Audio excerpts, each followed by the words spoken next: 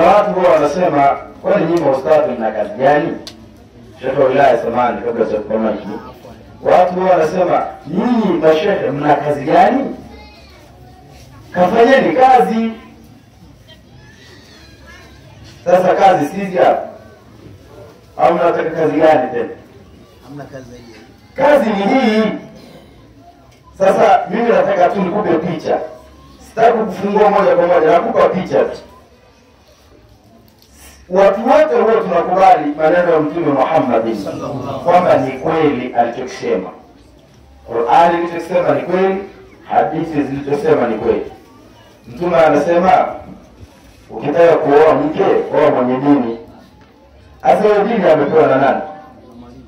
Na ni mwalimu. Sasa si wakati mashehe.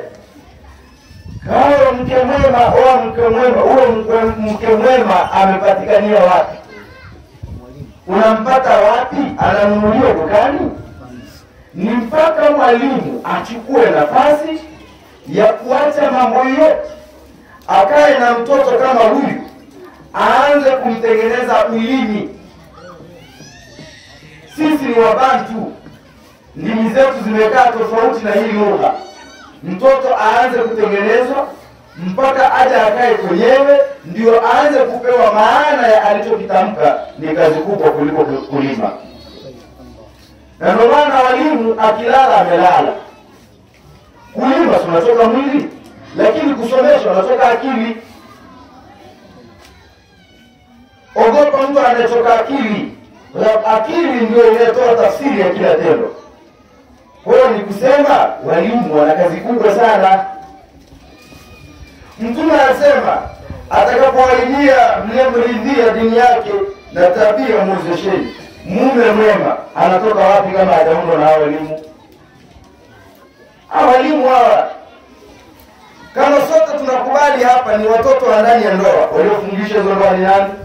Ni mashehe, walimu. Mtu anakufa mtaani, wa kwanza ataitwa nani? Mwalimu.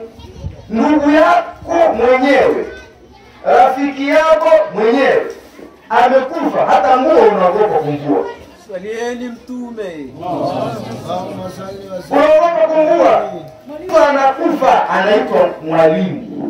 Kuna mwingine kafa na ajali, kafa hofu hofu, mwili uko vululu balala, anaitwa shehe. Shehe bwana njoo, hebu tupe mwongozo hapa, unasemaje? Mtu amepata ajali, Mwenyezi Mungu aepushe. Tusemeni amina. Kaungua mwili mzima, kabaki kichwa tu au mfupa mmoja, ndio ndugu yako. Ili huyo azikwe inapotakiwa, fikra na mwongozo utatoka kwa hao mashehe waliokaa hapa. Shehe bwana kafa, lakini mwili mzima hauonekani, tumebahatisha mfuko wa mgutu. Tupe maelekezo, nasemaje hapa? Hao mashehe hawa. Leo anatoka mtu anasema hawafanyi kazi yao ni kuombaomba tu. Kama hamtaki tupate watu wazuri, basi tusifanye kazi kusomesha. Na hawatopatikana. Hawapatikani wallahi. Hawatopatikana. Ili mtoto kama huyu aweze kusema Bismillahirrahmanirrahim, ni mwalimu aache kazi afanye kazi. Lazima mwalimu aache kazi afanye. Kuna wakati wengine hata sura za wake zetu tunasahau.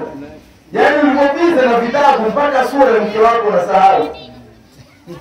Unauliza hivi ni mke wangu au nani? Wewe kuna mtu anapita hapa ndani. Ni mke wangu ni nani? Kazi. Na ilifika, nasema ukweli sema utani. Wale waliopita sasa hivi tu ndio tunaka nafasi kidogo kutokana na hima na juhudi zetu za elimu zimekuwa chini. Lakini wale waliopita walikuwa wanakataa mpaka kula nyama kwa sababu ya kuchukua muda mwingi wa kutafuna, akili haifanye kazi ya kushughulika na hili. Matokeo yake wanaagiza tu lete mikate, chakula ambacho unaweza kutia maji, kaloana, msikia hapa na kwenda kusibasi. utahangaika na mfupa saa ngapi? Ule muda unaohangaika na mfupa kama angeutumia kwenye ilmu, maana yake faida ingekuwa ni kubwa sana. Na wakasema wenyewe elimu min almihbara ila almaqbara,